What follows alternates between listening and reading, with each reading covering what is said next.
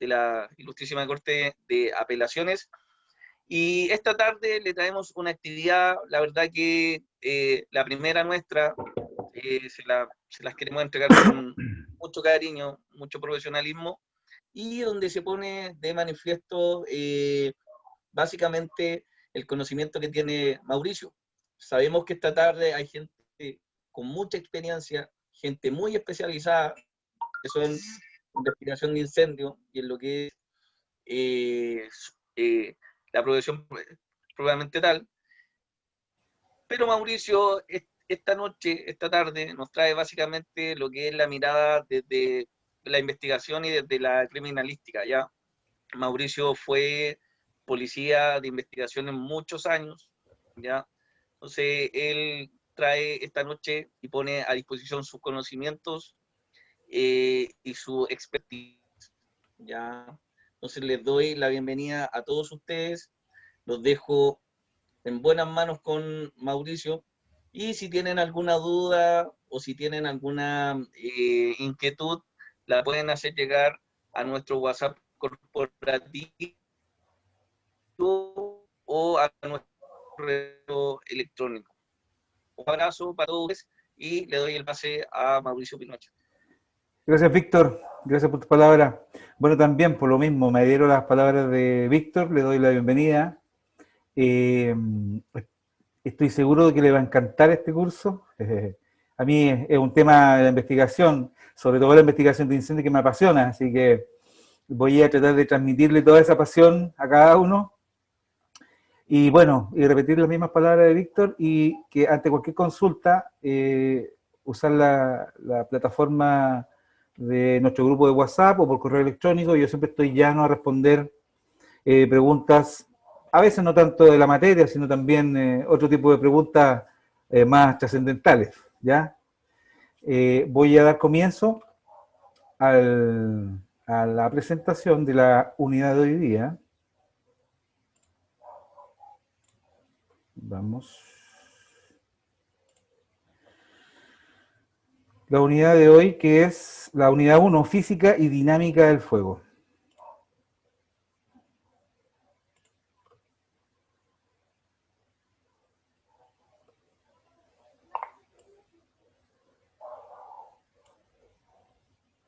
Hay 2 personas más en la sala de espera.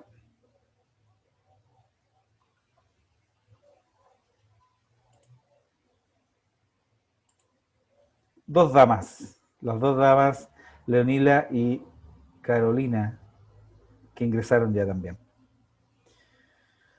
Bueno, así vamos a ir. Creo que faltaban unas personas más, pero ya. Bueno, vamos a dar ya dimos la bienvenida. Espero que todos puedan silenciar sus teléfonos.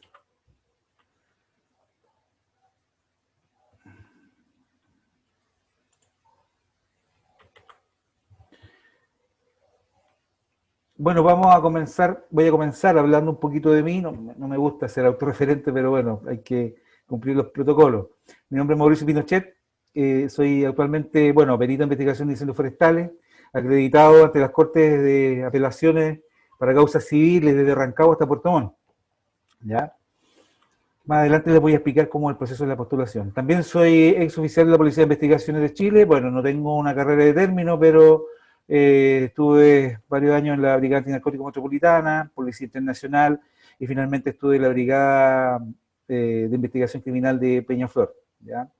Unidad donde me acogía, renuncié voluntariamente. Posterior a eso, bueno, me dediqué al tema comercial y accidentalmente, diría yo, hace un par de años me topé con este tema nuevamente de la investigación, lo que me dio la oportunidad de volver a trabajar en este tipo de informes y estudios, ¿cierto?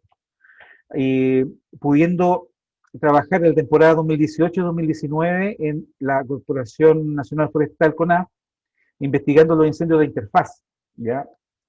Así que tengo el curso aprobado de CONAF de investigación del lugar y origen de la causa del incendio forestal. Bueno, además de eso, estoy actualmente certificado por 2 años por el Real Autor Internacional como técnico en intervención de campo, de investigación científica de incendios y explosiones. O sea, tras cumplir los 3 niveles, que son 107 horas más un par de cursos más que hice por el Lautaro, sobre como inspector de incendios, primeros respondedores y un par de cursos más, me pudieron también otorgar esta certificación en el fondo como técnico de intervención de campo. Entonces yo tuve que cumplir todos estos niveles de investigación científica de incendios y explosiones, vale decir, investigación de incendios confinados. Tenemos dos amigos, me parece que hay un amigo o dos amigos bomberos acá que están en este momento. Y tuve que estudiar todo esto durante este año, gracias a Dios tuve la fortuna de poder hacerlo, para llegar a un capítulo solamente que tenía esta instrucción de 3 niveles, que era sobre los incendios forestales, ¿ya? Así que, además de eso, tengo 96 horas en curso multiprograma, de este año solamente aprobado en el CFI Trainer. El CFI Trainer es una plataforma de entrenamiento de la Asociación Internacional de Investigadores Arson, de incendios provocados, ¿ya? Es una plataforma gratuita, así que ojo, cualquiera que quiera acceder a esta plataforma y loguearse lo puede hacer de forma gratuita, no hay que pagar nada. Y consta de alrededor de 70, 80 cursos, 76 creo que son, en los cuales ustedes pueden acceder de forma gratuita, se loguea y puede ir, digamos, cursando cada unidad. Al término de cada unidad, aprobándola, se le entrega un certificado, ¿ya? Y eso es automático. Así que esto también lo desarrolla los cuerpos de bomberos en Estados Unidos, puesto que es uno de los requisitos de tener, digamos, la expertise en 16 temas de incendios para poder calificar según la norma NFPA como perito en investigación de incendios, ¿ya? En Estados Unidos, para ser un perito no se requiere tener un título universitario, ¿eh? Ojo con eso. Ellos están igual años luz de nosotros. Bueno, continuando con esto, en este curso del CFI Training tengo curso aprobado de investigación de incendios por oficiales bomberos, principios de investigación de incendios forestales, entre otros, porque también existe el curso de dinámica, explosión y química, de ferrotermometría, termodinámica y evidencia física en la escena del incendio, electricidad básica, fundamentos de entrevista, el método científico de la investigación de incendios y explosiones, redacción de informes y causas, entre otros, ¿ya? Bueno, ahí le estoy proyectando mi título de investigador policial. La PDI entrega un título, bueno, ahí está firmado por Nelson Meri. Ahí está el certificado de CONAF. Y los certificados, parte de los certificados que me han entregado del Lautaro Internacional. Ahí está la certificación de ellos como técnico en integración de campo. Y aquí estos son los certificados que entrega el CFI Trainer. Ese incendios de la naturaleza. Y tengo el de 67 horas de los principios, programa de multiprincipio de investigación de incendios, ¿ya? Bueno, como les comenté, la unidad de 1 es física y dinámica del fuego. Vamos a ver definiciones: fuego, incendio, combustión. El triángulo del fuego, que muchos deben conocer. Vamos a ver el proceso de la combustión, los métodos de transferencia del calor y los 3 factores del comportamiento del incendio, ¿ya? Bueno, voy a partir diciendo que esto siempre me gusta ponerle un poquito de color, sazón. Bueno, todos saben que el tema del fuego es tan importante que ha sido para la evolución del ser humano. Desde la época de las cavernas, por así decirlo, ya podíamos cocinar nuestro propio alimento, y algo muy importante era fabricar nuestras propias herramientas y armas. De alguna manera pasó el tiempo y pudimos controlar ese fuego e introducirlo dentro de los motores a combustión, motores de combustión interna. Bueno, aquí pueden ver una imagen, una pintura de hace 15.000 años, donde ya se usaba el humo para espantar las abejas, ¿cierto? Dominar a la abeja y recolectar la miel. Y aún en algunas partes de África se realiza de esta misma manera, ¿eh? Por otro lado, tenemos en la mitología griega, ¿cierto? Tenemos a Prometeo, que es el titán, este semidios, ¿cierto? Benefactor de la humanidad, que luego de que Zeus nos quitara el fuego, él lo recuperó, llegando al Olimpo, robando y devolviéndolo a los seres humanos. Por supuesto que fue sorprendido y fue castigado por Zeus, ¿cierto? Condenado ahí, encadenado a unas rocas, y a que todos los días le comiera un águila, su hígado, puesto que era inmortal, el sufrimiento podría haber sido eterno. Así que bueno, fue salvado y perdonado finalmente por Zeus. Pero gracias a él pudimos recuperar el fuego. ¿Pero qué es el fuego? Se puede definir como un proceso de oxidación rápida, con el prendimiento de luz y calor producido por la combustión de un cuerpo, como por ejemplo la leña que arde dentro de una chimenea. Se clasifican los fuegos principalmente fuegos clase A, que son aquellos fuegos de materiales sólidos, generalmente de naturaleza orgánica, donde la combustión se realiza normalmente con formación de brasas capaces de reencenderse cuando las llamas han desaparecido, siendo una de sus características, por ejemplo, la madera, el carbón, el papel, la mayoría de los plásticos, ¿ya? Cauchos, telas, etc. En cuanto a la madera, esta madera puede arder sin llama, cobrando importancia aquí el porcentaje de humedad contenida en su interior, como vamos a ver más adelante en este curso. Y esa es su símbolo, una A en un triángulo verde.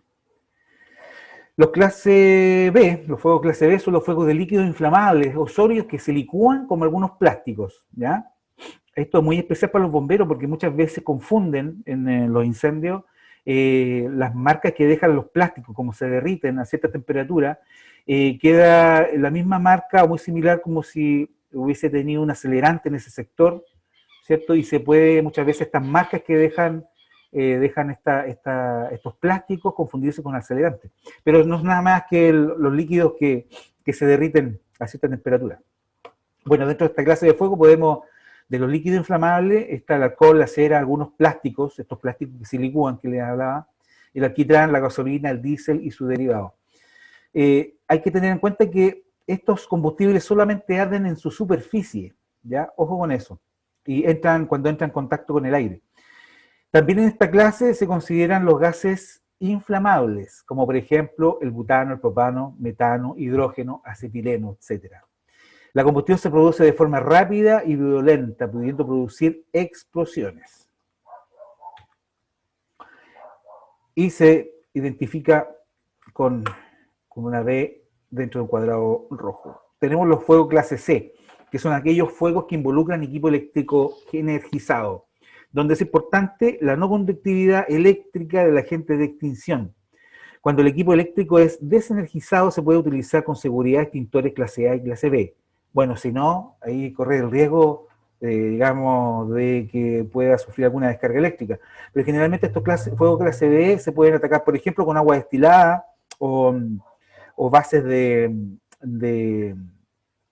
bicarbonato también. Y ese es su símbolo. Bueno, en algunos países el clase C son fuegos que son de gases inflamables, ¿eh? Pero en Chile, la norma chilena clasifica fuego C como aquellos fuegos que involucran equipo eléctrico energizado. Tenemos los clase D, son los fuegos de metales como el sodio, aluminio, magnesio, litio, titanio, potasio y sus aleaciones. Cobra gran importancia su estado físico, ya que si están disgregados pueden oxidarse rápidamente, o sea, si están separados, ¿ya? A eso se refiere. Liberan gran cantidad de calor al quemarse y no son muy frecuentes, ya que no se dan en procesos industriales muy concretos. Se clasifica con la letra D dentro de una estrella amarilla. Y tenemos los fuegos nuevos, bueno, no es un fuego nuevo, la clasificación es nueva, de hace pocos años, son los fuegos clase K. Son los fuegos de cocina, producto de grasas animales o aceites vegetales. Deben ser extinguidos con extintores especiales a base de potasio. Los que al reaccionar con estas sustancias producen un efecto de saponificación que aísla la superficie del oxígeno del aire. O sea, ¿qué es lo que hace esta saponificación? El efecto que sofoca y a la vez enfría. Estos fuegos obviamente jamás debe usarse agua.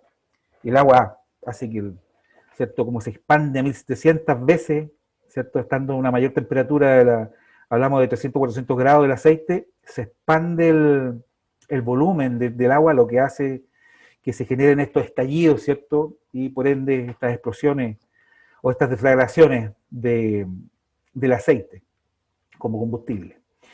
Y bueno, esto se simboliza con la letra K dentro de un cuadrado negro. Bueno, incendio,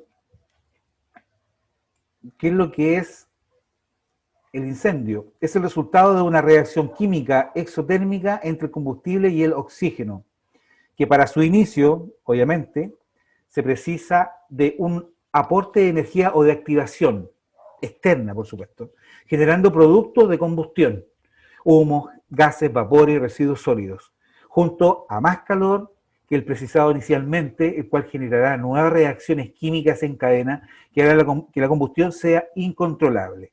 Esta es la diferencia que hace, obviamente, de un simple fuego a un incendio, que éste se descontrole.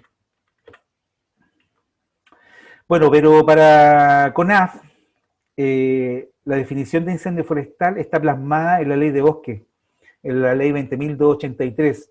Dice esta ley que, con respecto al fuego, al incendio forestal, que es un fuego que sin importar su origen y tamaño, se propaga sin control en terrenos rurales y áreas de interfaz urbana-forestal a través de vegetación leñosa, arbustiva, herbácea, viva o muerta. Es una definición súper completa, por lo demás. Y aquí vamos a analizar un poquito, hay mucha gente acá que está presente que ya debe saber y conocer, digamos, este famoso triángulo del fuego. Bueno, tiene que estar presente para que se produzca un fuego, simplemente calor, primero que nada, que puede ser, digamos, un fósforo, un rayo, ¿cierto? Por causa natural, puede ser por una causa, puede ser por fricción. Bueno, es por fricción, por causas naturales, por reacciones químicas también. Y esto debe estar en presencia de combustible y de oxígeno. O sea, tenemos el comburente que es el oxígeno, lo vamos a encontrar siempre, y el combustible, obviamente, que para el efecto de los incendios forestales, la verdad que está por todas partes. Entonces, eso es lo que hace, digamos, a veces incontrolable y genera grandes incendios forestales. Entre más carga tengamos de combustible en los terrenos, a veces se descontrolan de tal manera que generan tormentas de fuego y estos famosos tornados de fuego.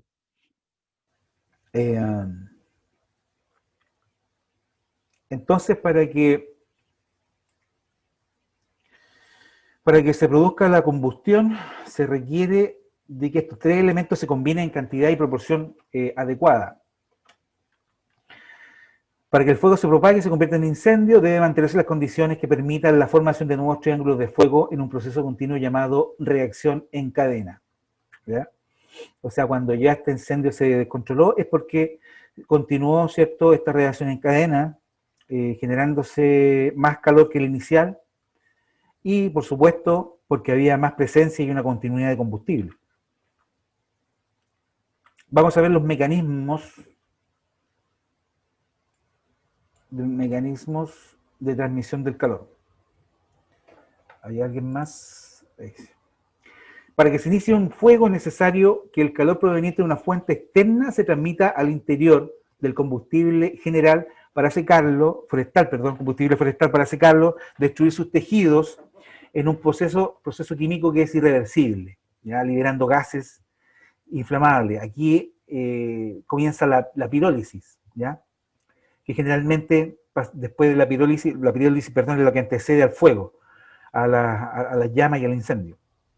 Entonces, estos gases serán los que arderán e iniciarán la combustión, y es así que todo combustible entra en combustión en fase gaseosa. O sea, aquí no es el madero en sí el que se prende, sino que luego de esta pirólisis, esta liberación de gases por la destrucción, digamos, de sus moléculas por efecto del calor, estos humos son los que al estar en contacto con oxígeno, van a comenzar a arder.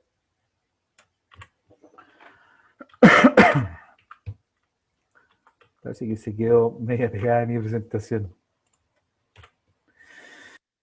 Entonces, el calor se puede transmitir de 3 formas: por conducción, convección y radiación. Aquí lo vamos a ver sucintamente, vamos a verlo bien cortito y bien ejemplificado. La conducción es la transmisión de calor a través del interior de un cuerpo sólido, ya sea que un ser vivo o un cuerpo inanimado, por contacto directo entre dos cuerpos. Actúa bajo el segundo principio de la termodinámica. El calor solamente puede fluir de un cuerpo más caliente a uno más frío. Por ejemplo, cuando en invierno nos calentamos con ese tazón de café, ¿cierto? Ese calor se va transmitiendo por conducción, ¿ya? Por ejemplo, también aquí este herrero tiene con esas guantes tomadas esas pinzas porque el calor ¿cierto? De esa pieza metálica incandescente se está irradiando hacia las pinzas y por ende hacia las manos, por eso usa los guantes. Aquí hay un claro ejemplo de conducción. Es como un cigarro, ¿ya? Y de hecho, eso es la causa de muchos más incendios de lo que la gente cree, incendios secundarios. O sea, se apagó el incendio, pero se genera a las 24 horas, inclusive más, 48 horas se puede generar un segundo incendio. Muchas veces se confunde con otro incendio, digamos, original, sino que es un incendio que es un rebrote, digámoslo así. Tenemos la convección, que es la transmisión de calor a través de un fluido como el aire o el agua, ¿ya? Aquí, claro ejemplo, es cuando nos metemos en la cocina de nuestra abuelita, de nuestra mamá, de nuestra esposa, ¿cierto? Destapamos la olla, todo ese calor, ese es producto de la convección, ese vapor caliente. En un incendio, el aire caliente sube verticalmente, obviamente porque el aire es más caliente, más liviano, más sutil, ¿cierto? Y si hay viento, el aire caliente se va impulsado hacia adelante, permitiendo que el combustible próximo reciba el aire caliente y empiece a secarse, facilitando y acelerando la combustión.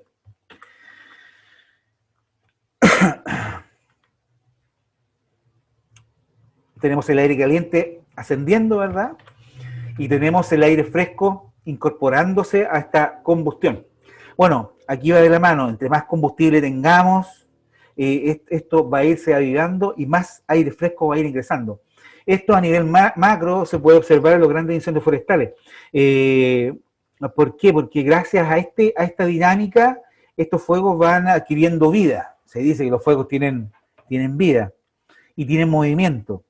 Y esos movimientos y esas deflagraciones gigantescas que se producen, no es nada más que combustiones súbitas generalizadas, que son las mismas que se dan en incendios confinados, pero aquí esa se da de tal manera que de forma simultánea todos los combustibles que están en un área extensa, la fase de pirólisis a combustión pasa en un chasquido de dedos. Entonces se generan verdaderas explosiones y digamos, mareas de fuego, explosiones de fuego, ¿ya? Tenemos también la radiación, que no es nada más que la transmisión de las ondas electromagnéticas, como las que emite el Sol, ¿cierto?, al calentar la Tierra, o por el calor emitido por una fogata, o por el calor emitido, ¿cierto?, cuando hacemos un corderito al palo. La radiación tiene menos influencia que la convección. Eso es muy importante. La radiación también actúa principalmente en un incendio que baja de una ladera, ya que la mayor parte del calor se transmite hacia arriba, ¿cierto?, por convección, hacia lo quemado, ¿ya? Así que solamente opera aquí la radiación, por eso son tan lentos los incendios cuando bajan. Y una cierta cantidad, como dice ahí, de calor por radiación calentará el combustible de más abajo. Aquí tenemos un claro ejemplo de radiación. Y acá este ejemplo también. Aquí está la mejor explicación. En un fuego que va bajando por la pendiente, aquí el único efecto, o el efecto, digamos, que va a estar trabajando, que va a estar operando, va a ser el de la radiación. Puesto que aquí el calor por convección se va a ir hacia lo quemado. En cambio, un incendio que va subiendo, va a ser doble ese efecto. Va a ser la vegetación, digamos, calentada, ¿cierto? Y quemada por la radiación y por la convección. Por eso se vuelven tan rápidos estos incendios. Bueno, pero hablamos de que la conducción, la convección y la radiación transmiten el calor, pero en algunos casos el fuego también puede propagarse físicamente a través de partículas pequeñas de combustible encendidas, ¿ya? Hacia otra área donde inician un nuevo fuego. Estas partículas se llaman pavesa y foco secundario, perdón, al incendio o al fuego que inicia. Pueden ser removidas y trasladadas de diferentes formas que la vamos a ver acá. Por convección, a través del viento o por gravedad. Por convección, esto es tan simple como, ¿cierto? Gracias a como el aire caliente es más sutil, va a elevar todas las pavesas que pueda sostener y la va a alejar del incendio hacia los lugares donde no todavía que no ha sido quemado. Con el viento también es peor, por eso los vientos, aparte de avivar el fuego, hacerlo más rápido, provoca mucha pavesa y mucho foco secundario. Entre más viento hay mucha más probabilidad de generar foco secundario. Bueno, y está la gravedad. La gravedad hace lo suyo. Ya de un cerro puede caer un tronco encendido y genera, ¿cierto?, un incendio en un sector donde no ha sido quemado todavía. Ahora vamos a ver el factor del comportamiento del fuego. Bueno, aquí también tenemos una triada. Coincidentemente, bueno, no existen las coincidencias. Coincidentemente, para que lo entiendan mejor, también hay una triada. Y el número 3 es muy importante porque con el número 3 se puede construir algo. Uno hace una línea, 2 líneas en el cuaderno y no puede construir nada. El 3 es como lo mínimo para construir algo, ¿ya? Ya sea en forma espiritual o en este caso en forma material, en el caso de los incendios. Entonces aquí también hay una triada que está compuesta del comportamiento del fuego, que se compone por los combustibles, la topografía y el tiempo atmosférico. Los combustibles. La definición de combustible es toda sustancia que al combinarse con oxígeno es capaz de reaccionar desprendiendo calor. Obviamente que tienen que aportarle una fuente externa de calor inicial, ¿cierto? Pueden ser líquidos, sólidos o gaseosos los combustibles. Vamos a ver algunas clasificaciones. Según la naturaleza se clasifican, por supuesto, en vivos o muertos. Los hay finos, pesados, ligeros. A mayor cantidad de combustible, mayor intensidad calórica, y mayor intensidad calórica, por supuesto que tendremos una mayor destrucción.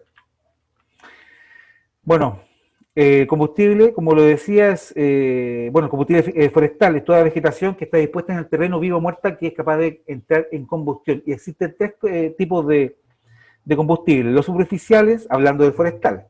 Combustibles superficiales forestales, forestales subterráneos y combustibles forestales aéreos. Ya que los vamos a explicar aquí de una manera más didáctica. Tenemos los combustibles superficiales, que son aquellos que se disponen desde la capa del suelo hasta el 1,5 metros de altura.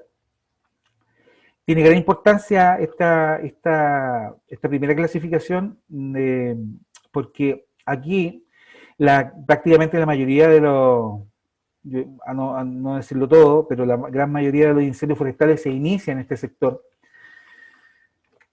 y por ende su importancia para efectos del estudio. Bueno, tenemos también los combustibles aéreos que van desde el 1,5 metros hacia arriba, hasta las copas de los árboles, que obviamente aquí está formado, están, ¿cierto?, las ramas de estos árboles, arbustos, y aquí entra, cuando entra el fuego a este sector, es cuando ya se comienza a predecir que va a ser incontrolable. Y tenemos también los incendios de combustible subterráneo. Aquí está compuesto por el humo, por las raíces, por basura también que podemos encontrar enterrada bajo tierra, que sirve obviamente de combustible y obviamente va alimentando esta conducción del calor en forma subterránea.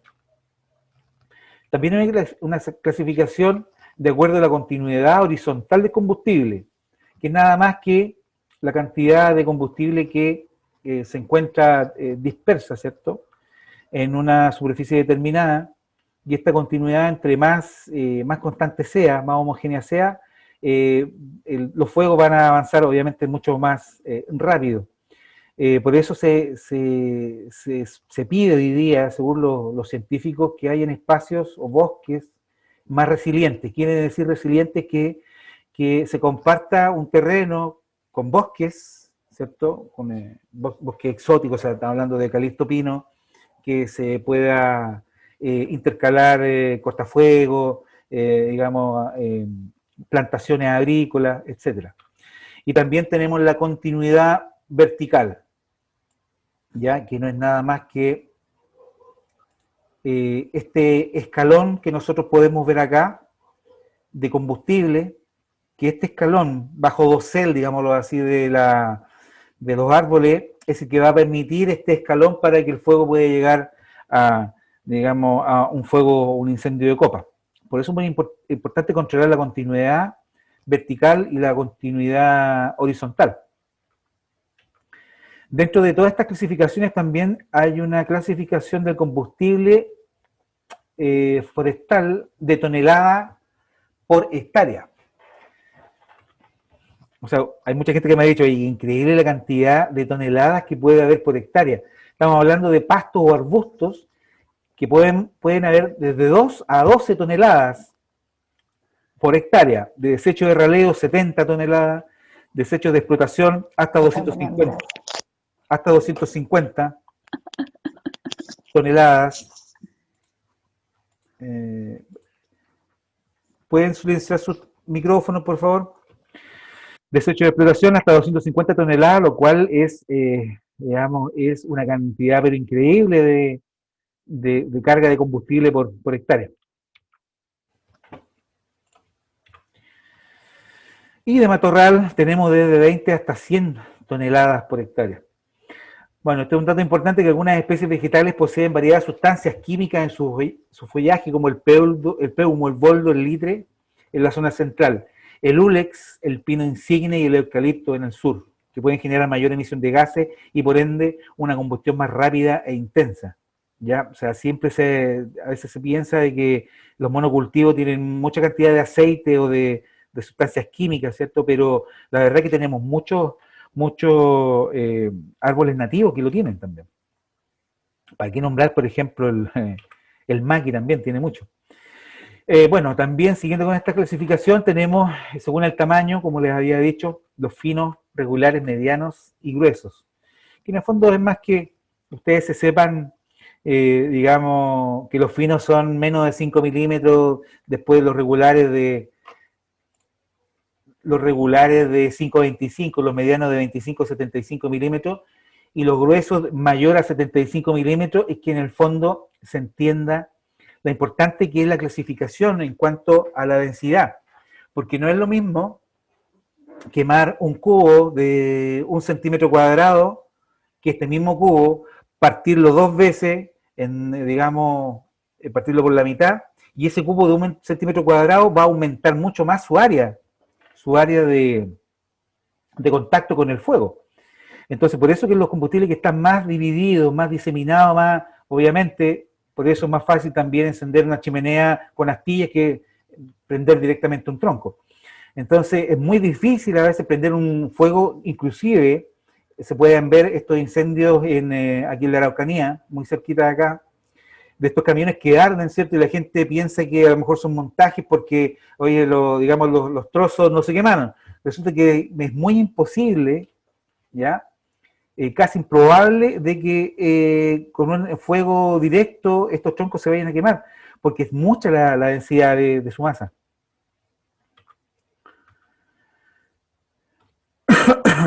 Y aquí hay una clasificación que es muy importante, que es la clasificación según el tiempo de retardo, que esto es la cantidad de horas que tarda un combustible muerto en ganar o perder humedad para llegar a un equilibrio. Bueno, nunca está en equilibrio, pero se los voy a explicar.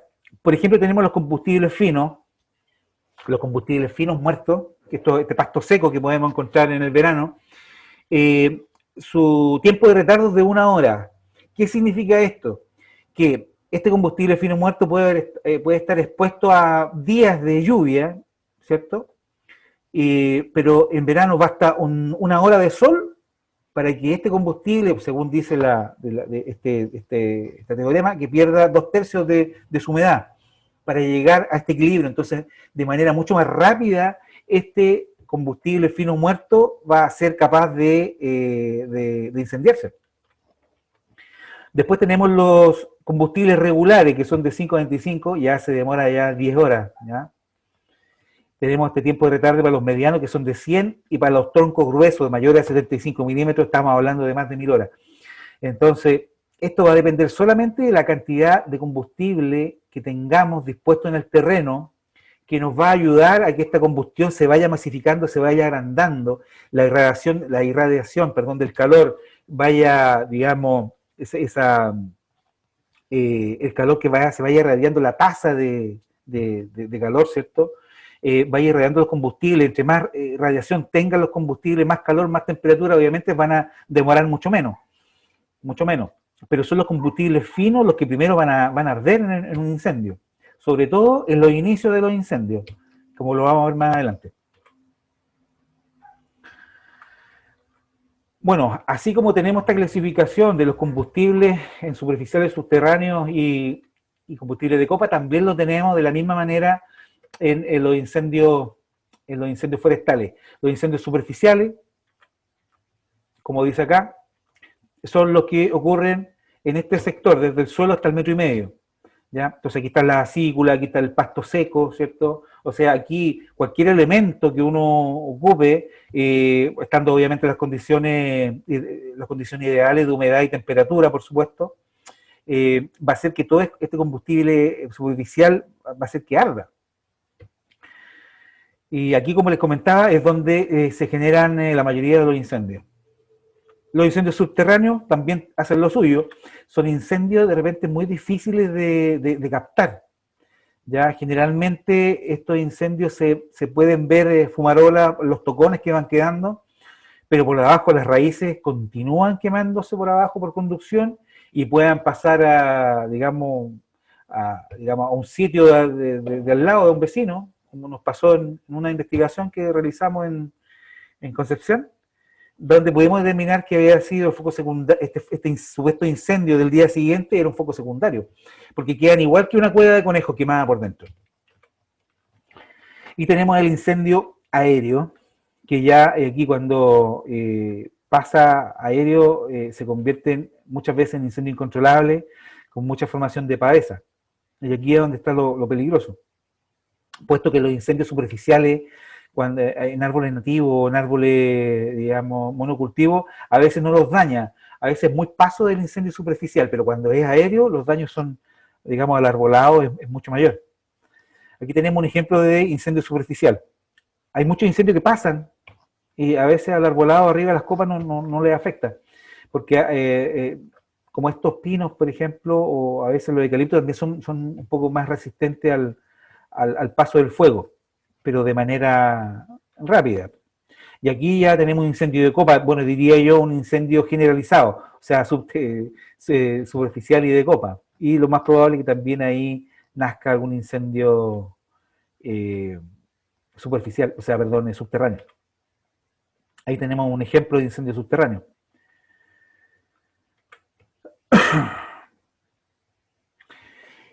Bueno, dentro de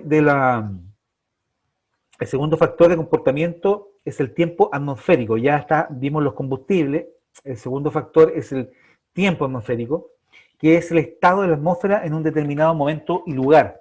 Aquí no hay que confundir el tiempo con el clima, porque el clima se da en el fondo en una generalidad de un tiempo, y en cuanto al tiempo atmosférico es lo que ocurre, digamos, en un determinado momento y lugar. Así es.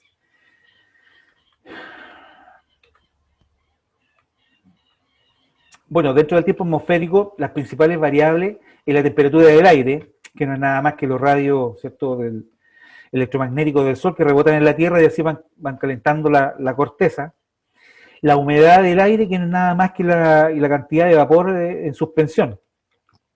Y tenemos, por supuesto, los vientos, que aquí, dentro de esto, son los que generan más problemas, ¿ya? Pero también hay que decir que el tiempo atmosférico tiene un gran efecto en la propagación, en esta triada, es el más variable y crítico.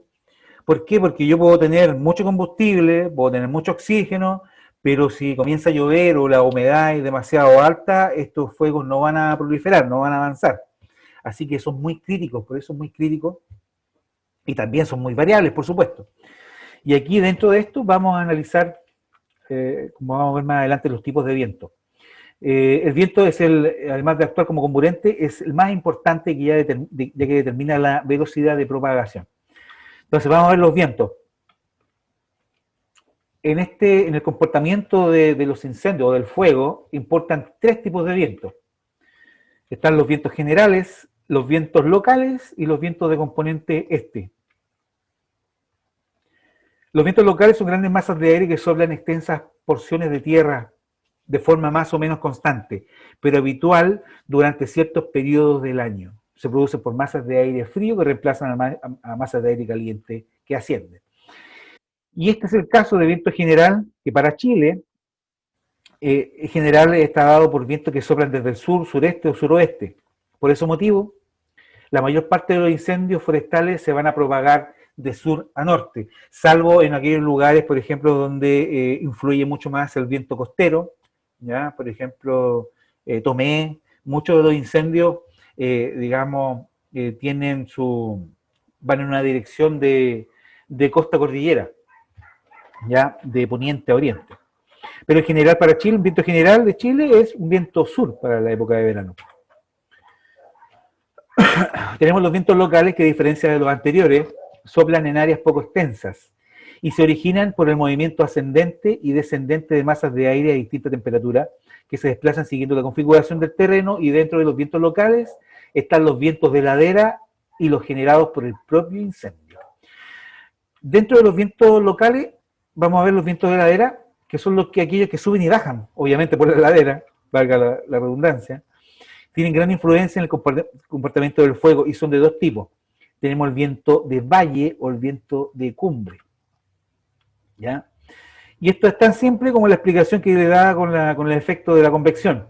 El efecto de que en el interior del valle, por supuesto, estas temperaturas van subiendo y todo el viento que hay en el valle sube, por supuesto porque es más sutil, es más liviano, y todos los vientos, y en el fondo esta brisa comienza a elevarse hacia los sectores más elevados, ¿ya? En cambio, en la noche, como comienza a bajar, digamos, la temperatura, sube la humedad, estos vientos, digamos, comienzan a bajar.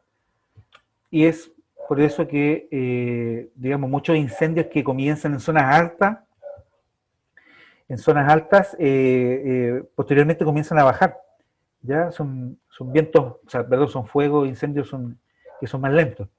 Oye, lo bueno es que hoy día con AF, el gobierno, bueno, instauró patrullas nocturnas, que no se tenían patrullas nocturnas, hoy sí se tienen, y este combate es mucho más asequible y menos peligroso, pero se da de noche, ese es el inconveniente, pero bueno. Y tenemos los vientos locales generados por el propio incendio. Estos vientos son erráticos, turbulentos y de gran velocidad, ya que el aire sopla sobre las llamas. El aire, perdón, que sopla sobre las llamas se calienta y asciende por la columna de convección y es reemplazado por aire frío succionado desde las quebradas y laderas cercanas. O sea, aquí actúa como una verdadera chimenea estas quebradas, con ese tiraje, y van avivando de forma rápida y violenta muchas veces los incendios. Entonces a veces un incendio que es de menor tamaño, debido a todas estas condiciones atmosféricas y estas condiciones geográficas, ¿cierto? Van generando vientos que son muy rápidos, o sea, va avanzando, se va quemando mucho más la vegetación porque es más combustible y esto se va avivando. Entonces, aquí los vientos, actúan y ya empiezan a haber muchas transformaciones de los fuegos, pues.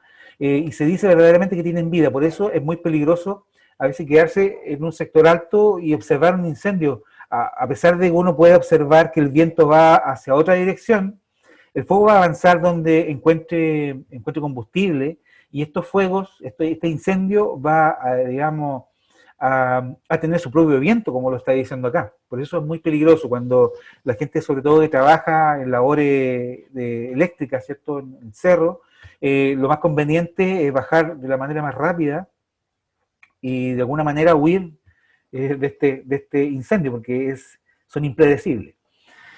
Ya, estos vientos locales provocan el traslado de pavesas que pueden originar focos secundarios, como ya lo habíamos dicho. Y tenemos los fuegos, perdón, el viento de componente este. Es un caso especial de viento que baja desde la cordillera de los Andes y que sopla por pocos días. Ya, estos son vientos secos, secos, que en el fondo van bajando la humedad de los sectores. Es más extenso que un viento local, es cálido y de velocidad significativa. Generalmente estos vientos duran 3 días. Por estos sectores donde yo vivo se le denomina Puelche, pero más al sur, o sea, bien digo más al sur, se le denomina Raco, viento Raco y otro tipo de nombres más. Aquí tenemos, por ejemplo, un incendio que a nosotros nos tocó investigar en San Pedro de la Paz, creo que fue el 12 de febrero, si no me equivoco, en la noche. Bueno, fue como de alarma pública, porque en la misma noche, casi a la misma hora, en San Pedro de la Paz, en Penco, en Florida y en Coronel, se iniciaron focos también, pero ¿qué pasó? Que digamos, las autoridades pensaron que se habían confabulado, ¿cierto? Habían planificado esta serie de focos, de incendios, pero la verdad que esto se debió nada más que al viento Puelche, que había en ese momento, un viento tibio. Y tengo una teoría, que aquí todos los días se levantan personas a provocar incendios. Y claro, le tocó que estaban las condiciones perfectas para eso, como es este viento cálido que es el viento Puelche, el viento cordillerano. Ahí se puede ver otra imagen. La casa que se observa ahí es la casa que quedó más dañada. Por suerte no hubo más daño a la propiedad grave, pero esto fue un incendio que subió y llegó hasta el anfiteatro ahí de San Pedro, si hay algunos que lo conocen.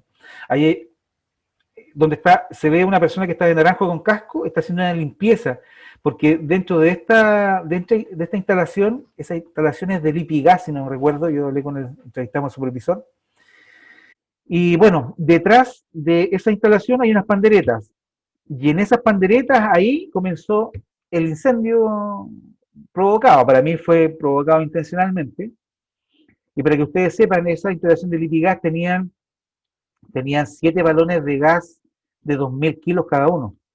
Así que imagínense, por suerte no tenían filtraciones. O sea, a pesar de que el fuego podría haber pasado por encima, si estaba todo, digamos, no tenían filtraciones ni no hubiese pasado nada. Pero sí hubiese tenido alguna filtración, aquí otra historia se hubiese contado. Pero además quiero mostrarle otra cosa más, que este es el inicio del fuego, a diferencia de el resto de los incendios confinados, se da al revés, el efecto al revés. Donde se inicia generalmente, o la mayoría de los casos, es donde hay mayor destrucción. Y aquí, como pueden observar, solamente la vegetación por abajo se quemó. Hay un tipo de zarza ahí y otros arbustos que solamente se quemaron por abajo, pero a medida que iba avanzando el fuego y se iba incrementando, ¿cierto?, la carbonización de los vegetales, de los arbolados. Y esa misma noche tenemos el de San Pedro, perdón, el de Villa Italia, en Penco, que se inició en la zona alta, donde se ve ahí en la zona superior derecha, se ve una parte blanca, ahí una cancha llamada Cancha Calama, ahí se inició el fuego, bajó, llegó hasta la tarde, comenzó a bajar porque se hizo de noche, llegó en la mañana hasta casi la carretera y por efecto del sol, por este efecto, digamos, convectivo y estos vientos ascendentes, el fuego volvió a subir y quemó el resto digamos, subió nuevamente y llegando estos fuegos hasta la cumbre de ese cerro que hay en ese sector. Es una foto tomada desde arriba. Baja el incendio y en la mañana volvió a subir. Entonces eso es el efecto que generan estos vientos de valle y vientos de cumbre. Bueno, también hay que mencionar la influencia del viento en la propagación del fuego. Hay que, entre mayor sea la influencia de este viento, estos fuegos, estos incendios van a ser más elongados, ya más alargados.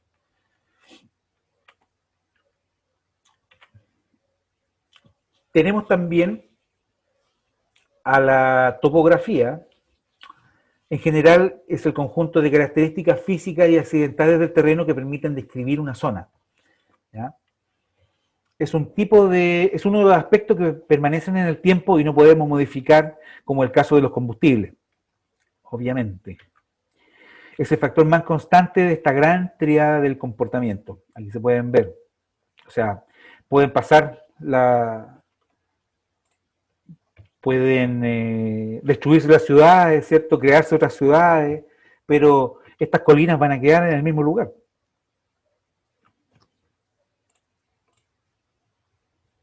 Vamos a admitir a... ¿Va?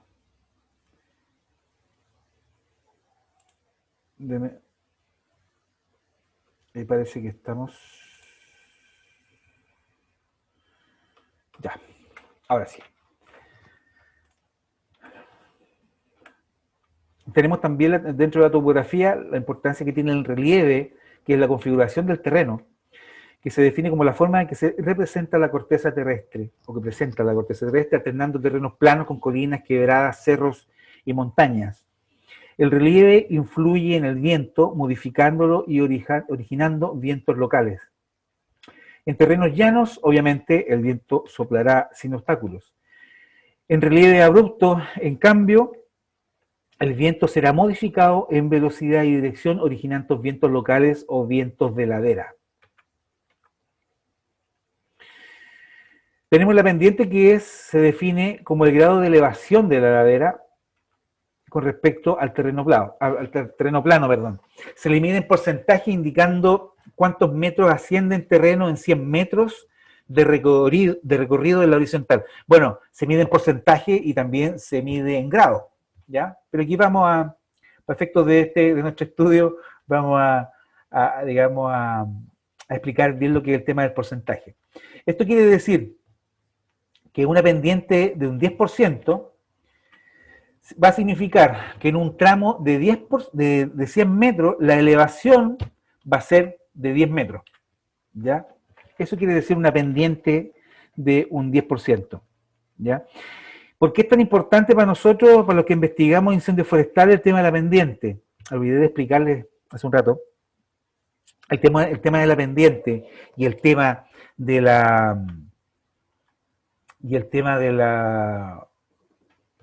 hacia dónde está orientada la pendiente es muy importante. ¿Por qué?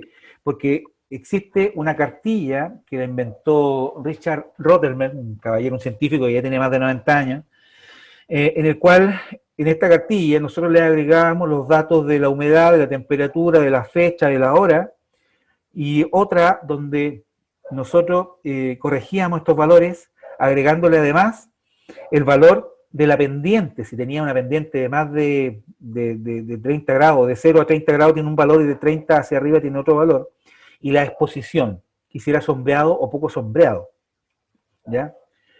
Entonces, con estos valores nos da de manera exacta la humedad del combustible ligero muerto que existía en esa vegetación al momento del incendio.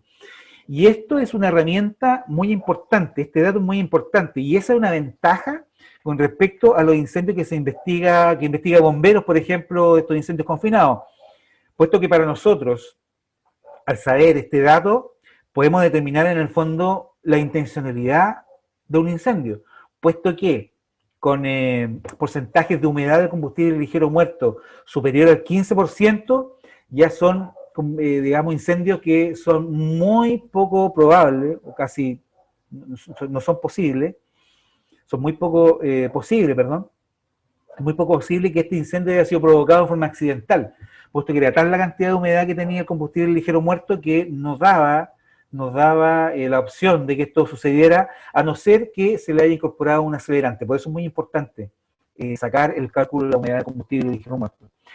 Y por eso también los cálculos de la topografía, de los grados. Yo uso un clinómetro que es chiquitito, un Sunto, que en el fondo yo con eso puedo ver la la pendiente, y eso lo agrego yo a mis datos y lo paso al informe. Entonces, la influencia de la pendiente en el comportamiento del fuego. La pendiente es el más importante de los factores topográficos en el comportamiento de un incendio. Obviamente, en un plano inclinado, la ladera va a favorecer el ascenso de las corrientes, obviamente, del aire caliente, que van a precalentar los combustibles que están más arriba, acelerando la propagación de los fuegos que sube por la ladera. Sin embargo, cuando el fuego baja, como lo expliqué delante, la propagación va a ser lenta, al transmitirse solamente el calor por radiación hacia el combustible que está más abajo, ya que la mayor parte del calor se va a transmitir obviamente por convección hacia la parte que está quemada. Aquí vamos a ver un ejemplo de la velocidad de propagación. Si nosotros tenemos en un plano una pendiente casi que no se va a percibir de un 0 a un 5%, puede ser inclusive un poquito más. Tenemos la misma cantidad de combustible, las mismas condiciones atmosféricas, climáticas, ¿verdad? La misma cantidad de humedad, para ejemplificar esto, ¿cierto? Y se comienza un incendio, esta velocidad va a ser lenta, ¿ya? En cambio, cuando tenemos una pendiente sobre un 30%, ya aquí la velocidad va a aumentar al doble. Y si tenemos una pendiente de un 55% más, ya olvídense, aquí la velocidad del fuego, el avance del fuego, va a ser 4 veces. O sea, para que ustedes sepan, hay testimonios de brigadistas en sectores, digamos, cercanos, bueno, al fuego, ¿verdad? En estas pendientes, donde ellos, arriba de sus vehículos, arrancando a 60 kilómetros por hora, el fuego lo iba alcanzando. Entonces, imagínense la velocidad que puede tomar el fuego con estas condiciones, con las condiciones atmosféricas también. Entonces, con una condición ideal de un tren, cuando se habla de un 30-30-30, claro, puede ser en el fondo que se inicie un fuego y que se descontrole, ¿ya? Pero los fuegos hay que tener la conciencia de que toman su propia vida.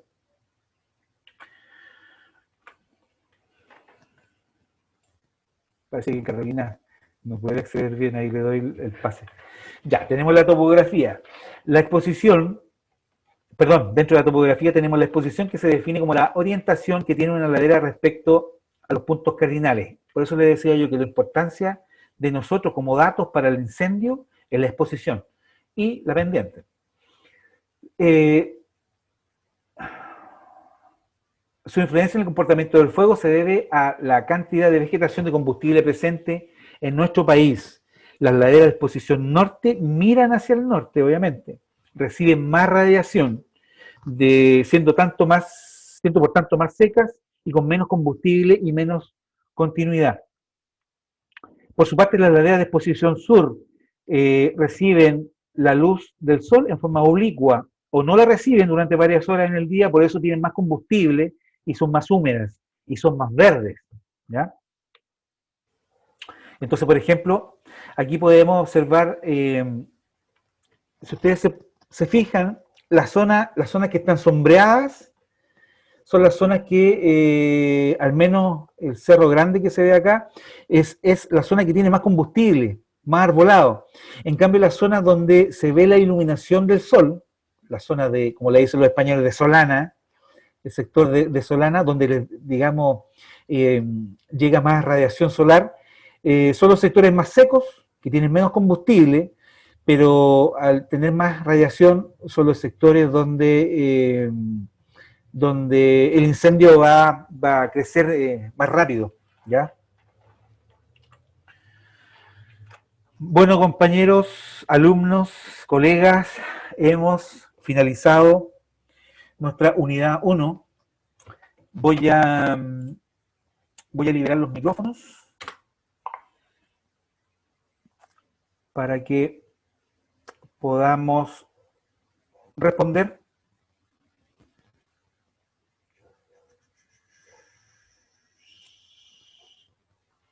Para que podamos responder sus preguntas, si que alguien tiene alguna duda.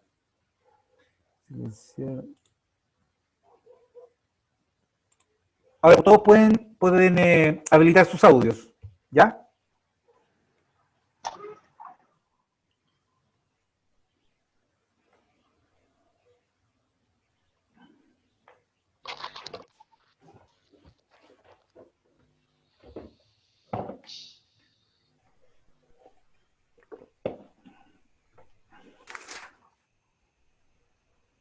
Aquí Andrés Quintana, la cartilla será entregada, podríamos hacer un ejemplo práctico.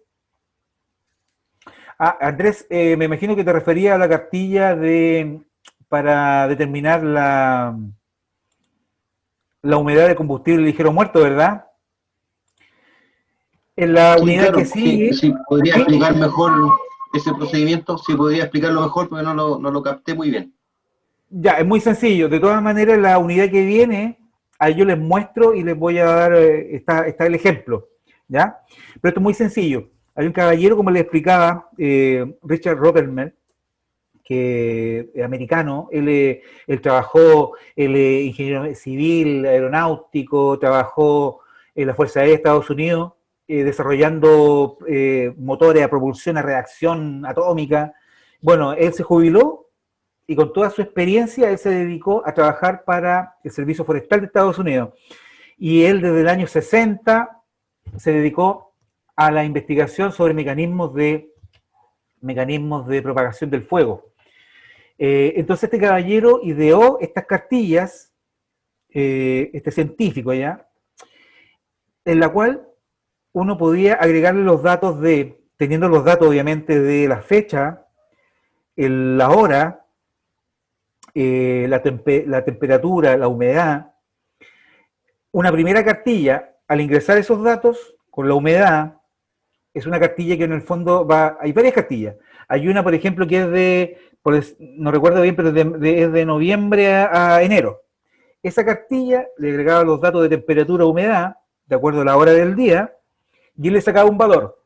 Después, con otra cartilla, que también ideó él, de corrección, él agregaba los datos de la inclinación del terreno, el porcentaje de inclinación, y si el terreno era sombreado o poco sombreado, ¿ya? Y le daba otro valor. Al sumar estos valores, a él le daba un valor que es el que así de esta manera se ocupa hoy cuando se realizan las investigaciones y de esta manera se obtiene el valor de la humedad del combustible ligero muerto, del pasto seco, de los combustibles que tienen en el fondo 0,5 milímetros hasta 0,5 milímetros de espesor.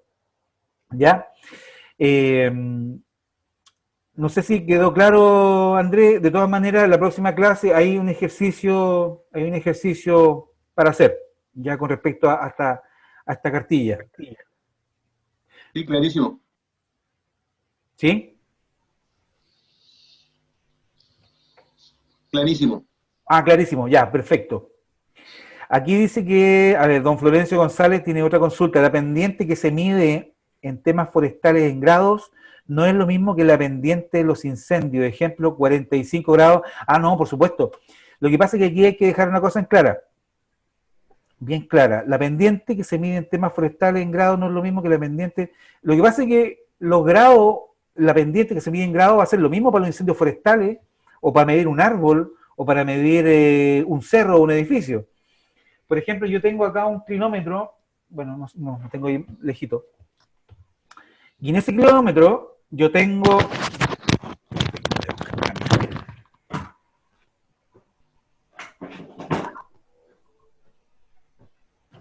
Aquí está. Este es un clinómetro, no sé si lo alcanzan a ver. Suntó. Sí. Suntó.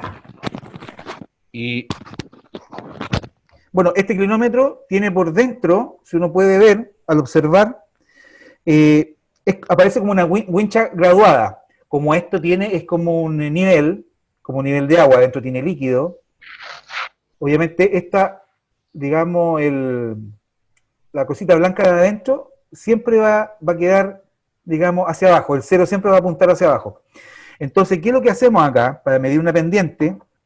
Yo ando con un bastón y ese bastón, digamos, de trekking, yo le puedo, tiene un orificio aquí para unirlo.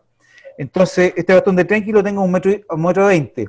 Mi colega se puede alejar 1,20 m más allá, y yo con los dos ojos abiertos voy a, tiene una rayita esto, adentro, que se ve, y esto yo voy a poder nivelar, y esta rayita la voy a igualar con el bastón de 1,20 m que tiene mi amigo, porque yo también tengo 1,20 m aquí, y me va a dar en un lado el porcentaje, y en el otro lado de la winchita que aparece adentro me va a dar los grados.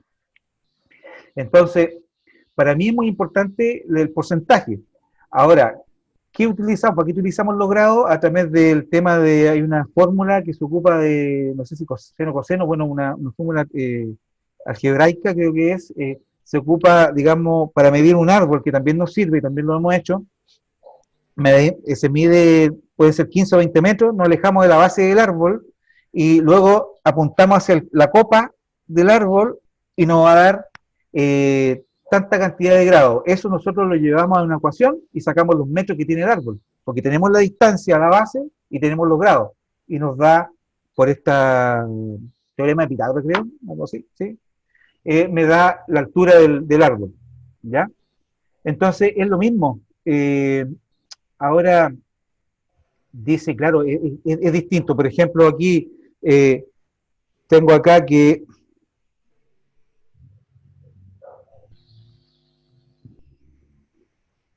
por ejemplo, van a ser 10 grados, son 17% de pendiente. Entonces, va aumentando los grados, y también la diferencia va a ir aumentando entre estas dos medidas, digámoslo así. No sé si también quedó claro, Florencio. Quedó claro, gracias. ¿Sí? Por aquí también había pregunta. Profe, ¿quién establece ese cálculo de combustibles? ¿La Cal Fire o la CONAF? Gabriel Ibarra, me hiciste la pregunta de que quién establece ese cálculo de los combustibles. ¿Te estaba refiriendo también al cálculo de la humedad? ¿O al cálculo de la cantidad de combustible de toneladas por hectárea? ¿Está Gabriel por ahí?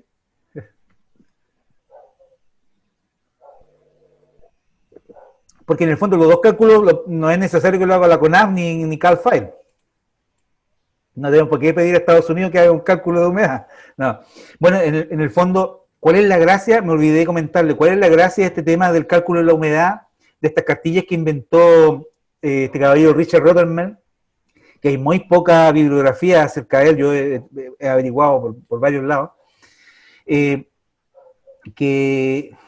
me fue. Establece, se me fue la idea. ¿Dónde está? Se me fue la idea que le iba a comentar, que era algo muy importante. Bueno, no era tan importante, pero era, bueno, ya me voy a acordar. Dice acá Marcelo Valenzuela, los pinos y eucaliptos deberían llamarse plantaciones forestales y no bosques. Claro que sí, pues, le dicen plantaciones forestales para Marcelo Valenzuela. Le dicen monocultivo, plantaciones forestales. Exactamente. La verdad que, bueno, obviamente el tema de los bosques para Chile ha sido muy, muy beneficioso, a pesar de que dicen que hay algunas cosas que todavía hay que cambiar. Hay un equilibrio entre lo que ganan las empresas con lo que pagan en remuneraciones, pero sin lugar a duda el tema de las plantaciones forestales también ha sido un sostén importante en la economía de nuestro país, pues. Y también las plantaciones forestales han permitido de que no se, digamos, los terrenos no hay erosiones, no hay erosiones. Toda esa arena que se ve ahí en el Biobío fueron de muchos años, décadas, de que no habían plantaciones forestales, estamos hablando de años 40, 30, 40, donde habían plantaciones forestales, entonces todas las lluvias y todo, y hacía que todas estas tierras, digamos, que eran fructíferas, ¿cierto?, que eran beneficiosas, todas esas tierras llegaran hasta la cuenca del Biobío y hasta el río Biobío. Pero sin duda es importante, y es importante también cuidar la vegetación, porque lamentablemente cuando ocurren estos incendios forestales se queman, aparte de los eucaliptos y los pinos, plantaciones, digamos, de bosque nativo, así que arbustos nativos. Entonces es muy grave este tema.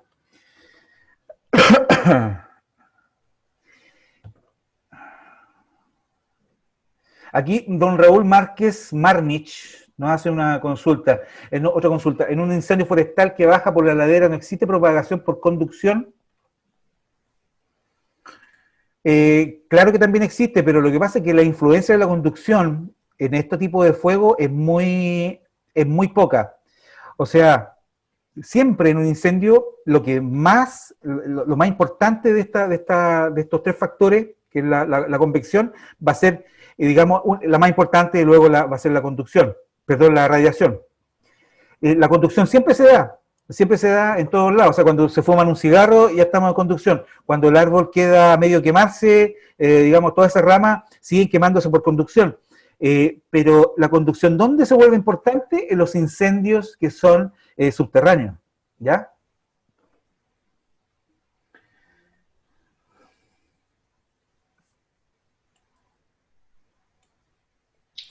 Claro, don Raúl tiene razón, la definición de cada incendio es inexacta, lo que se está definiendo es el fuego, exactamente, tiene razón.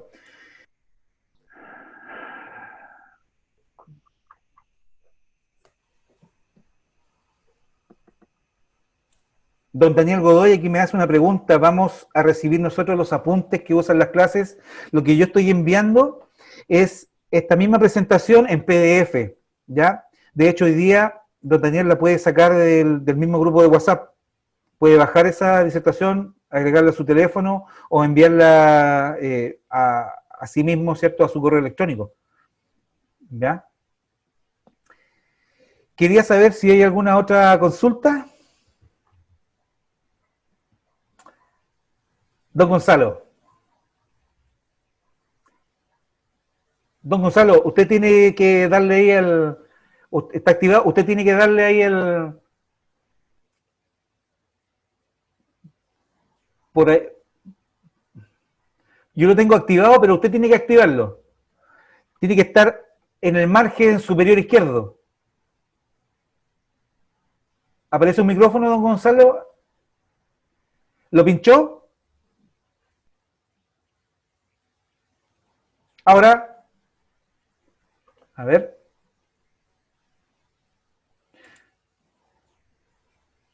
Ahora, ¿no? Si quiere le escribe. Voy a escribir ahí, ¿o no?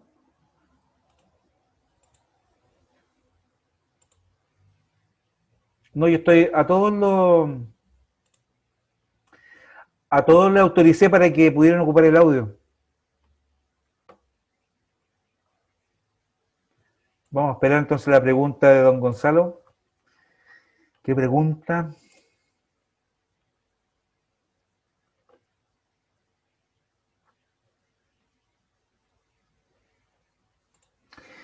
Aquí hay una pregunta de Ronald, antes que voy a responder antes la de don Gonzalo. Ronald me pregunta, hola, respecto a la cantidad de combustible por tonelada por hectárea, ¿recomienda bibliografía específica para ahondar más el tema? La verdad que hay harta bibliografía, los españoles tienen mucha bibliografía sobre este tipo de clasificación de los combustibles. De hecho, voy a dejarlo apuntado para buscar. Creo que tengo aquí en mi computador, tengo de ese material. Se los voy a enviar, material que yo encuentre, se lo voy a enviar a través del grupo para que ustedes lo tengan y lo puedan bajar. Porque recuerden que después que terminemos este curso, en 2 semanas más se va a eliminar el grupo, entonces la idea es que aprovechen toda esta información y la puedan grabar en su computador, en sus teléfonos. ¿Ya? Entonces, Ronald. Y aquí está la pregunta de don Gonzalo. Esperen, don Gonzalo, ya le respondo. Clasificación.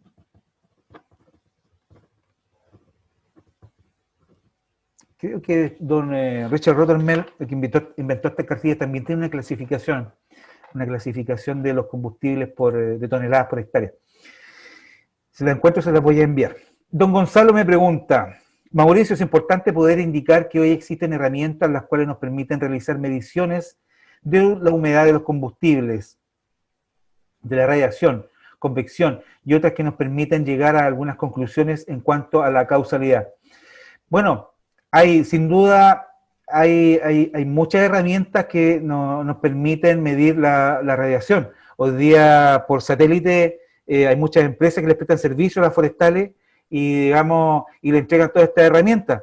Pero para lo que investigamos y sobre todo bueno para la gente de CONAF, que gracias a estas cartillas desde el año 83, 85 en adelante, si no recuerdo, gracias a este cálculo que hizo este caballero, don Richard Rothermel, comenzaron a, digamos, en terreno, a sacar este cálculo, y la verdad que ha ido muy bien. Y esto es lo que quería llegar delante, don Gonzalo, gracias, me hizo recordar lo que olvidé. ¿Cuál es lo importante de este invento que hizo este caballero, del cálculo de la humedad a través de estas cartillas? Es mucho más eficiente que lo otro que podamos encontrar por satélite o lo que usted quiera, puesto que este caballero pensó, ¿cómo podían sacar en el fondo este cálculo de humedad si el combustible fino ya no está, no existe? O sea, la única opción sería volver al pasado, sacar una muestra de este combustible muerto vegetal, sacarle el cálculo cuánto pesó húmedo, secarlo, y digamos, hay una ecuación que se hace, una fórmula, peso seco menos peso húmedo partido por peso húmedo multiplicado por 100 y nos da el porcentaje de humedad.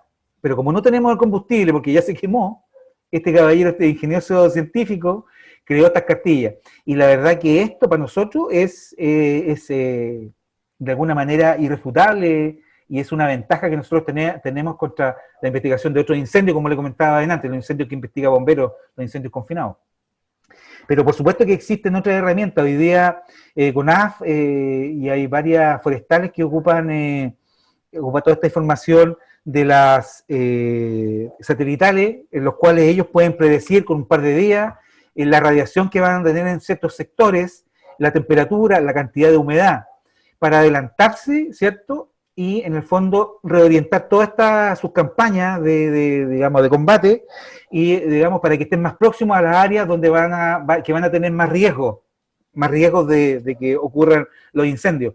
Ahora, todo esto todos dicen que es el cambio climático, yo hasta la fecha no he visto el cambio climático con encendedor. Aquí lamentablemente la cuestión es dura, los incendios lo provocan las personas, y estoy seguro que a medida que se vayan haciendo más investigaciones, nos vamos a dar cuenta que esto está más cercano a un 80% de intencionalidad, y no a un 30 o 40% como dice CONAF. Ahora CONAF subió su estadística con respecto a los incendios forestales, que eran en promedio 50, en algunos lugares eran 70, 80. O sea, nosotros acá investigando el año 2018, la temporada 2018-2019, en las zonas de interfaz, investigamos la gran mayoría de los incendios que estaban en zonas de interfaz hasta un kilómetro de distancia.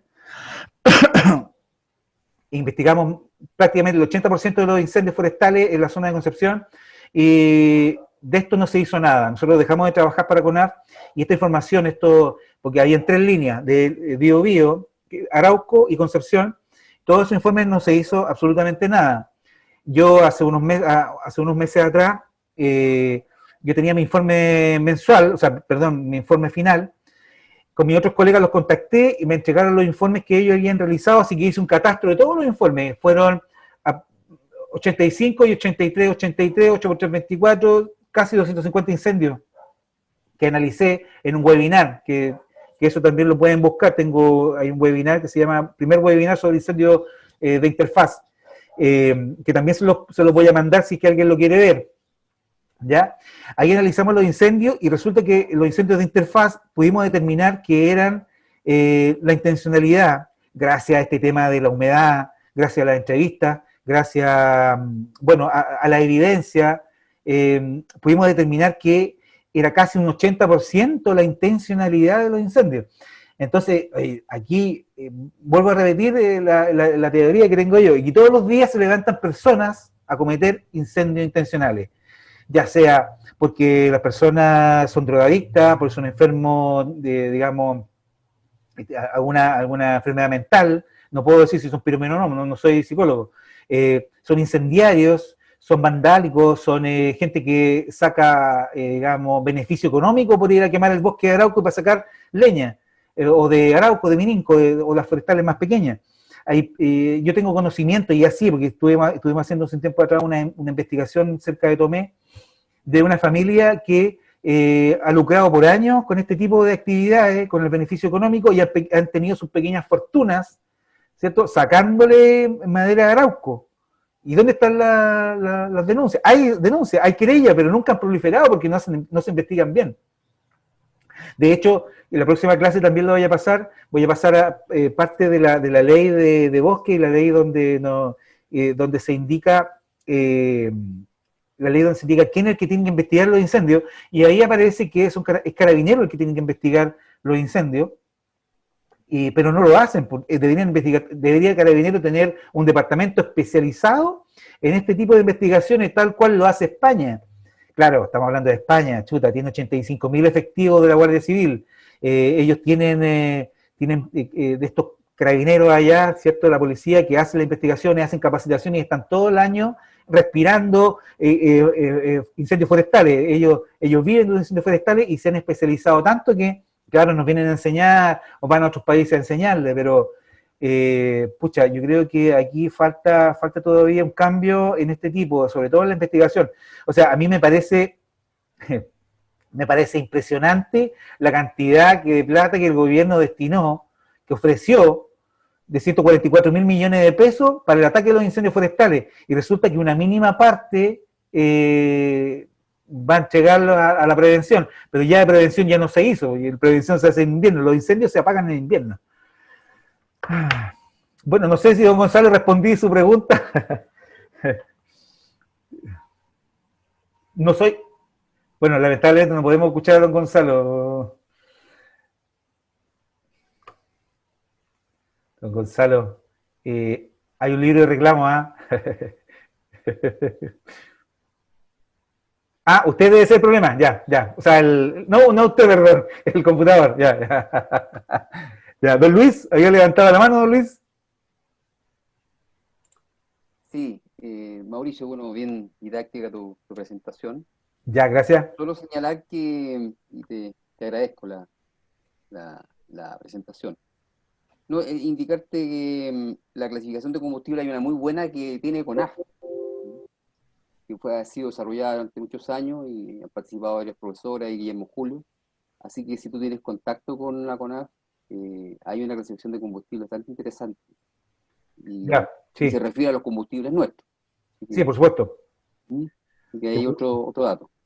Por supuesto, sí. También es muy importante aclarar que ahora, digamos, bueno, los americanos y también los españoles le han también tomado mucha importancia al combustible vivo, que también siempre se ha dejado de lado. El combustible vivo también influye mucho, obviamente, en la propagación, pero, bueno, no tanto como los combustibles muertos, que eso es muy importante.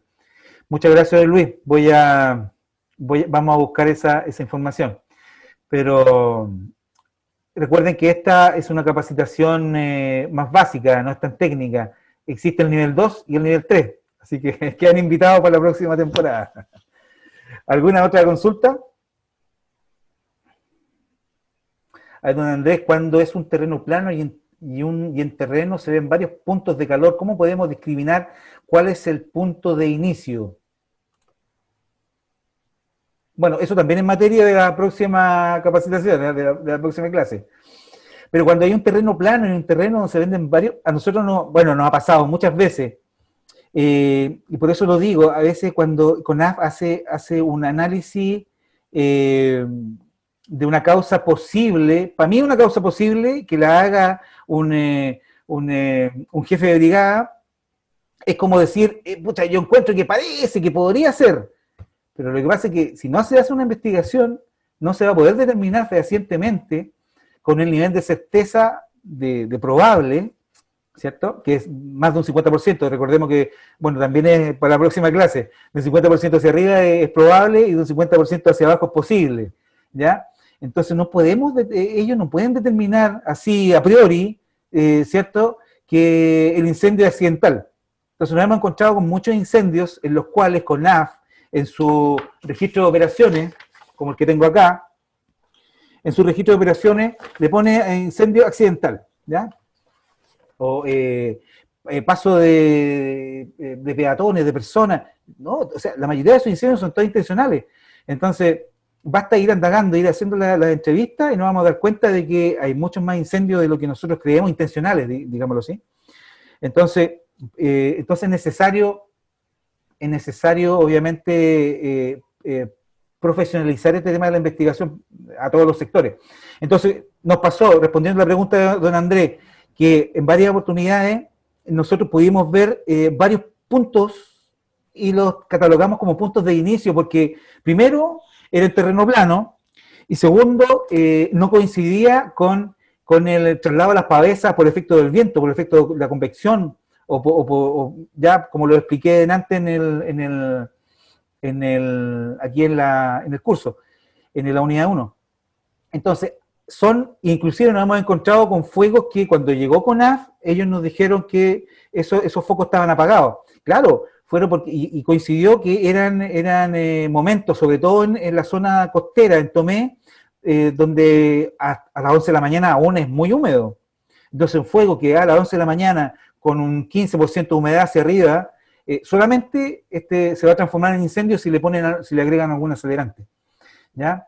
Lamentablemente no tenemos todavía perros detectores de acelerante, pero bueno, estoy en eso. Estoy haciendo las indagaciones. Bueno, tengo un ex compañero de curso que está a cargo de la Brigada Canina en Santiago, así que estoy en conversaciones con él ahí que podemos hacer. Porque sería muy importante determinar, y esto nos ahorraría muchas conjeturas, mucho análisis, mucha pérdida de tiempo, si tenemos un perro que detecte acelerante. Oye, ¿qué hace un acelerante en un centro forestal en la tarde o en la noche? Chuta, eso nos ayuda a que este informe, digamos, al peso que este informe tenga, que vaya a arrojar sobre la conclusión de que va a ser intencional, y esto lo va a confirmar aún más. Ya existen unos PIR que uno puede meterlo acá, que usa bombero, que son carísimos, 6, 8 millones de pesos. Pero un perrito vale más y es más eficiente, detecta partículas por trillón, y estos PIR, partículas por billón, entonces no hay por dónde perderse. A ver, entonces don Andrés, cuando un terreno plano y hay varios puntos de calor, hay que solamente hacer una investigación, y por eso es muy importante en la ficha de incendio ver bien hacia dónde estaba el viento, cuál es la dirección del viento, ¿ya? Y en caso de que no tenga usted la suficiente confianza en lo que está diciendo CONAF en la ficha o los antecedentes, hay que recurrir a través de internet ¿cómo se llama? En la cuestión de la climatología aquí en Chile, Agromet. Y ahí, Agromet, exactamente, y ahí le indica siempre, digamos, los sectores, el viento, la humedad, la temperatura, por horas, por día. Entonces, hay que descartarlo. Aquí dice don Gonzalo Muñoz, en 7 años nuestra empresa estampó más de 2.200 causas con una estimación del 92% de intencionalidad. Exactamente. Mire, qué importante lo que está diciendo don Gonzalo. ¿Y dónde están esas estadísticas? Lo malo que estas estadísticas no nos sirven de nada si no pasan por el INE. Entonces, pero sería importante comenzar a hablar de esto, o sea, para que nos demos cuenta de que aquí en nuestra sociedad está fallando algo. Hay muchos locos dementes o vandálicos que son incendiarios que andan sueltos por ahí, o simplemente hay otro interés, o hay una cifra negra, hay estudios que han hecho algunos investigadores, algunos periodistas también, que hablan desde empresas que se dedican a la supresión de incendios, o simplemente aquí hay algo más. Entonces, efectivamente, don Gonzalo, mire, 92%. Ahora, don Gonzalo, ustedes hicieron llegaron a esa conclusión a través de informes realizados por peritos o por gente especializada de su empresa, ¿no? Eso me gustaría saber. Pero si no, lo dejamos como respuesta para la próxima clase, para el próximo jueves. No sé si hay más preguntas.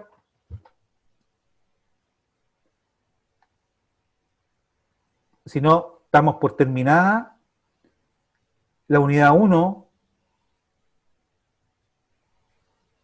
Hable hoy o calle para siempre. ¿No? ¿No? Parece que no hay ninguna otra consulta, al menos por el chat.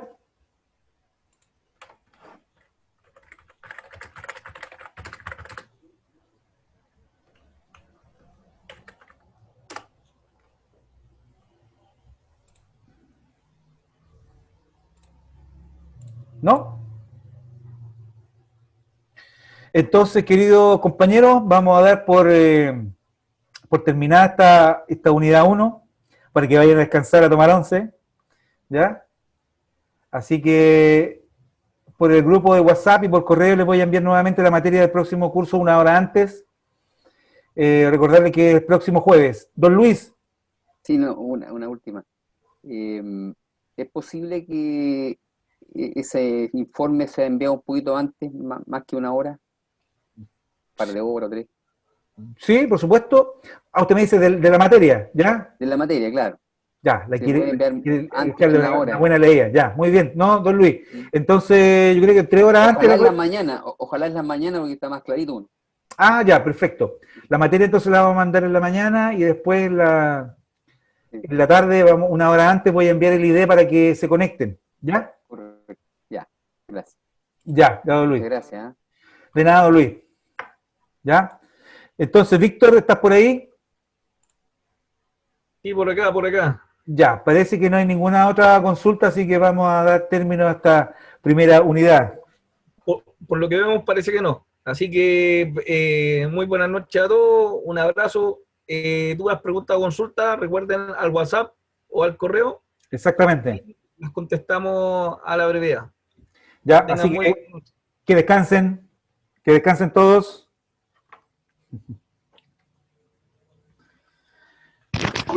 Adiós, muchas gracias. Chao, chao, Florencio, que estés bien. Chao, gracias a todos. Chao, Chao. Cristian, Gracias. Marcelo, Felipe. Se fueron todos ya rápido. Ya.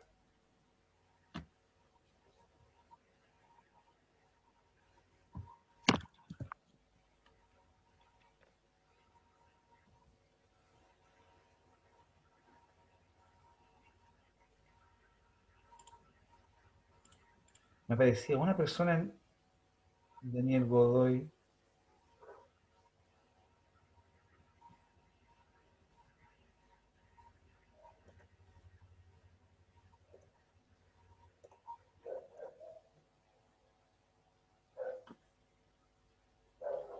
Ya, Víctor.